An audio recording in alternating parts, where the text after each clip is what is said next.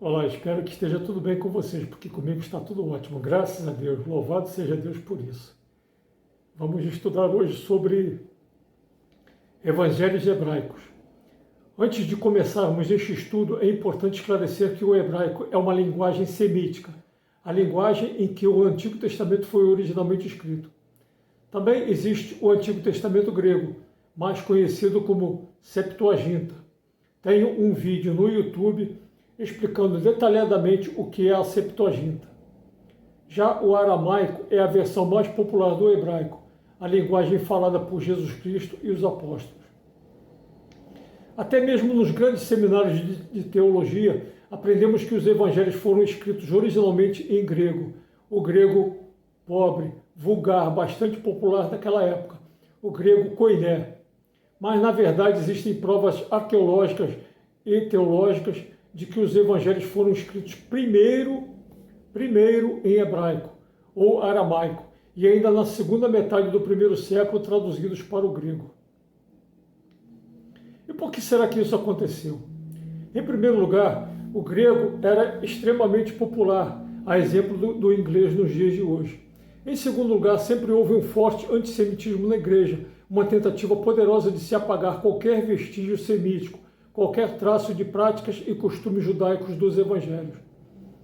É exatamente isso o que nos revela um grande erudito em hebraico, aramaico e grego bíblicos, Davi H. Stern, no seu livro Comentário Judaico do Novo Testamento, editora Atos, ano 2008, nas páginas 123,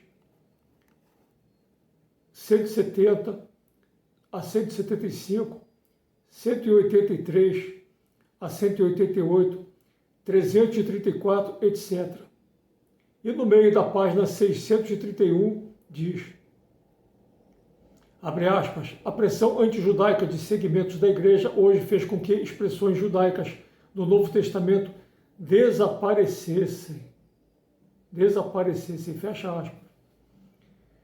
Isso faz tanto sentido que Bart de Ehrman, um grande especialista mundial em Novo Testamento grego, nos revela que, abre aspas, algumas passagens dos evangelhos não contêm palavras em aramaico, mas só fazem sentido quando suas palavras e frases em grego são traduzidas de volta para o aramaico, fecha aspas. Em seu livro, Jesus Existiu ou Não? Da editora Agir, ano 2014, no final da página 93. Esse, abre aspas, de volta para o aramaico, fecha aspas, é um poderoso testemunho de que os evangelhos foram escritos originalmente em hebraico ou aramaico e depois traduzidos para o grego. Esse mesmo autor, Bart de Ehrman, nas páginas 102 e 104 desse mesmo livro, diz, abre aspas, e então Mateus registrou os oráculos na língua hebraica e cada um as interpretou ou traduziu de acordo com a sua capacidade. Fecha aspas. O forte antissemitismo eliminou tudo o que lembrasse os judeus, suas culturas, suas raízes, suas tradições, e assim substituindo, em menos de uma década, em meados do primeiro século, a linguagem semítica do hebraico e do aramaico de Jesus Cristo, dos apóstolos e dos evangelhos para o grego koiné. O próprio Papa Bento XVI, o Papa teólogo, reconhece isso ao dizer que, abre aspas, na base de Lucas, parece haver um texto hebraico. Na verdade, toda a descrição é caracterizada por semitismos, que, em geral, não são típicos dele. Fecha aspas.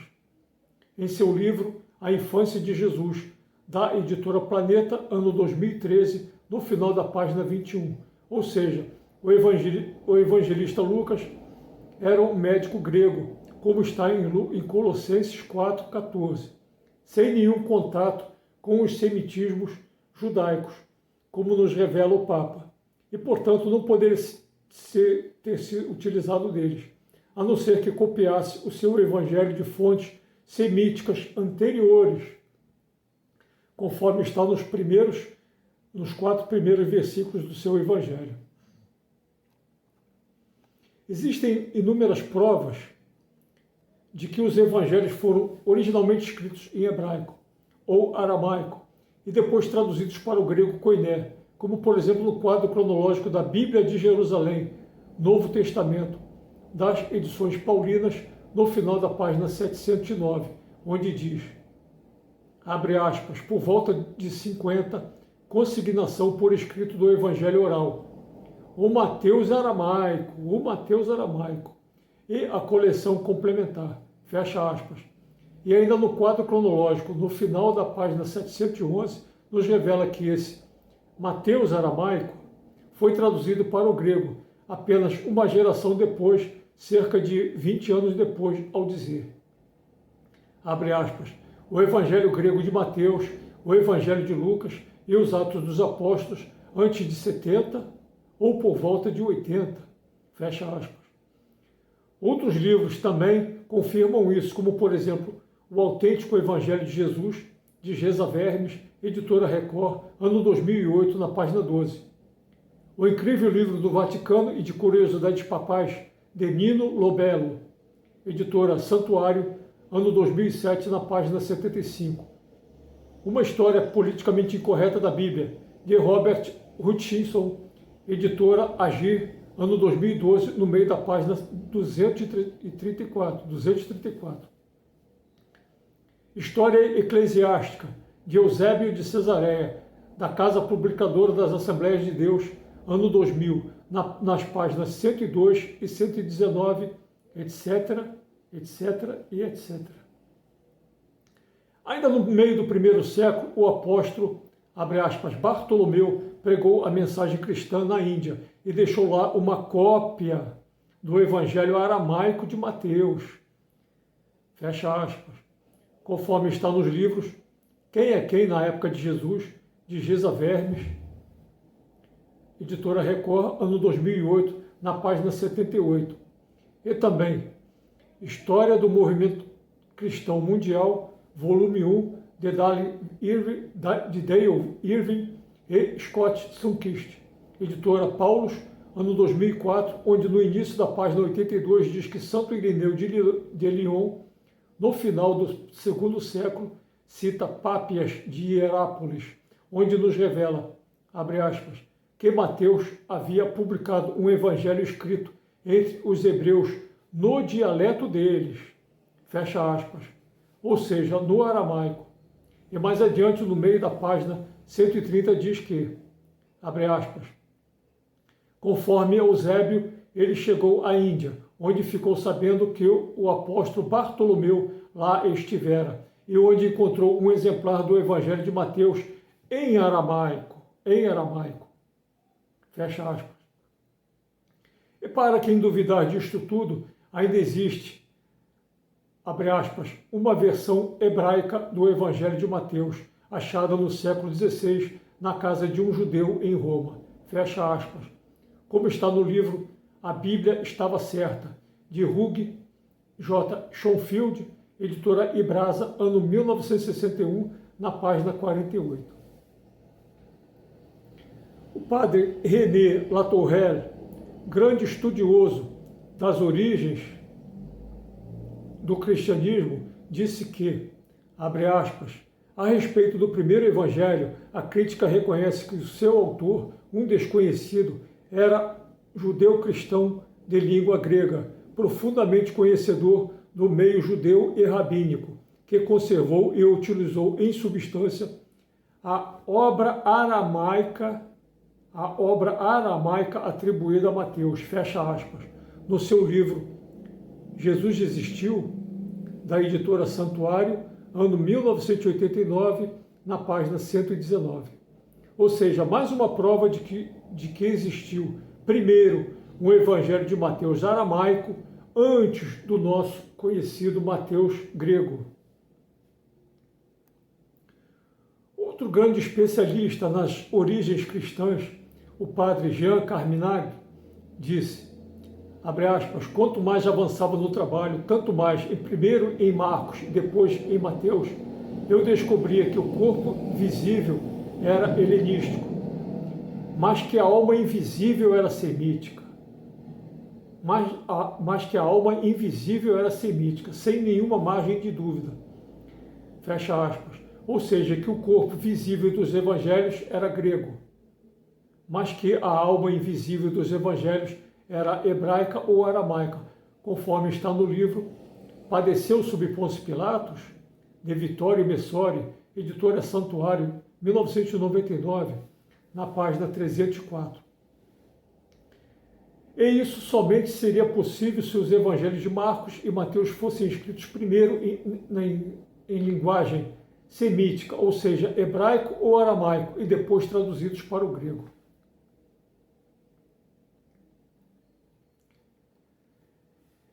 Essa mesma informação podemos encontrar também nos livros O Autêntico Evangelho de Jesus, de Gesa Vermes, editora Record, ano 2006, na página 471, e também no Curso de Cristologia de Dom Estevão Bittencourt, Escola Mater Ecclesiae, nas páginas 215 e 216.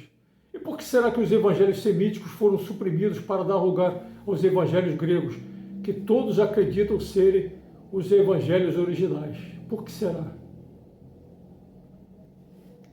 Essa supressão dos semitismos hebraicos e aramaicos, ao traduzir os evangelhos para o grego, distorceu muitas interpretações, pois as interpretações hebraicas não correspondem com as interpretações gregas, conforme nos revela Davi H. Stern, no início da página 912 do seu Comentário Judaico do Novo Testamento, onde diz que, abre aspas, a noção hebraica de verdade não corresponde à realidade, como no pensamento grego, mas à fidedignidade. Fecha aspas. Um forte exemplo disso é a placa que colocaram sobre a cruz de Jesus Cristo, onde estava escrito, abre aspas, Jesus de Nazaré, o Rei dos Judeus. Fecha aspas. Em hebraico, latim e grego, como está em João 19, de 19 a 23. Mas por que será que em todas as representações artísticas da crucificação de Jesus somente aparece escrito com as iniciais latinas INRI, que significa, abre aspas, Iesus Nazarenos Rex Iudaro, fecha aspas, e que, teologicamente falando, nada nos diz, em vez de aparecerem as iniciais hebraicas YHWH, que formam exatamente o tetragrama sagrado do nome de Deus, e nos revelando que Jesus Cristo é o nosso Senhor Deus. Ou seja, com um significado teológico estupendo e extraordinário, mas ocultado por séculos. Tenho um vídeo no YouTube intitulado, abre aspas, a placa da cruz de Jesus, fecha aspas, onde explico detalhadamente tudo isso.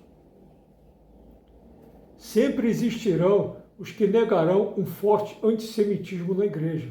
Então, a esses pergunto, por que será que, então, que sempre existiu a oração, abre aspas, pró pérfides judeus, fecha aspas, ou seja, traduzindo, os pérfidos judeus, que sempre fez parte da liturgia da Sexta-feira Santa, até ser eliminada no Concílio Vaticano II, como nos revela um grande teólogo chamado Hans Kung, no seu livro Igreja Católica, publicado em 2002 pela editora Objetiva, na página 225. Mas o Papa Bento XVI reverteu isso, devolvendo a prática dessa liturgia, de modo que, abre aspas, o Papa Francisco teve que rever algumas mudanças introduzidas por seu predecessor, que reinstituiu algumas missas em latim, anteriores ao Concílio Vaticano II, em que se falava contra os hebreus. Fecha aspas. Como está no livro Francisco, o Papa da Simplicidade, de Mário Escobar, editora Agir, ano 2013, no meio da página 130. Esse antissemitismo sempre existiu na igreja e já era forte na composição original dos evangelhos. Gesa Vermes nos revela isso no seu livro Quem é Quem na Época de Jesus, na página 202, onde diz que várias palavras em aramaico de Jesus existentes no Evangelho de Marcos são substituídas são substituídas ao transcrever os evangelhos de Mateus e de Lucas para o grego. Santo Irineu de Leão, que viveu entre os anos 129 e 200 da nossa era, nos revela a existência do evangelho hebraico de Mateus, ao dizer, abre aspas, ita Mateus in hebraeis, ipsorum língua scriptura edidit evangelii, fecha aspas, em seu livro Adversos a Hereses, 3, página 7, na coluna 844. São inúmeros os testemunhos de que os evangelhos hebraicos e aramaicos existiram antes dos evangelhos gregos, que todos acreditam ser a linguagem original dos evangelhos. Até mesmo padres nos revelam essa realidade, como, por exemplo, o padre F. Lambiase, no seu livro Autenticidade Histórica dos Evangelhos, publicado em 1978 pela editora Paulinas, na página 229, onde diz, abre aspas, do chamado Evangelho de Mateus aramaico, não nos chegou nada, fecha aspas. Diante de tudo que estudamos até aqui, surgem perguntas que não querem calar. Será que os evangelhos de nosso Senhor Jesus Cristo que possuímos, traduzidos dos evangelhos gregos, são exatamente iguais aos evangelhos hebraicos e aramaicos que existiram anteriormente? Muitos irão responder que sim, são exatamente iguais. Mas sendo assim, por que esses evangelhos semíticos tiveram uma vida extremamente curta, durando menos de uma geração, entre as suas composições e as suas traduções para o grego, conforme vimos no quadro cronológico da Bíblia de Jerusalém? Por que será? Nas primeiras décadas do cristianismo, ainda existiam muitos convertidos que conheciam o hebraico e o aramaico. Então, por que será que os evangelhos precisavam ser traduzidos tão rapidamente para o grego? Por que será? Concordo que o grego era a linguagem mais popular daquela época, mas e quantos não adorariam ler os evangelhos na linguagem original de Jesus e dos apóstolos, a exemplo do latim, que foi adotada como linguagem sagrada pela igreja durante séculos?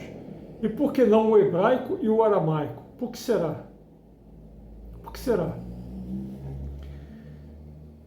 Se já está mais do que provado que os evangelhos hebraicos eram anteriores aos evangelhos gregos, então por que será que até mesmo os melhores seminários de teologia insistem tanto em afirmar que os evangelhos originais foram escritos em grego? Por que será? As denúncias contra essas e inúmeras outras mudanças que as doutrinas cristãs sofreram ao longo dos séculos jamais se calarão. E se isso acontecer, até mesmo as pedras falarão, pois quando os fariseus pediram para Jesus, abre aspas, mestre, repreende os teus discípulos, ele respondeu, digo-vos, se estes se calarem, até as pedras falarão, fecha aspas, em Lucas 19, de 39 a 40. Quanto que perdemos da mensagem original de Jesus por causa de um fortíssimo antissemitismo na igreja? Quanto será que perdemos?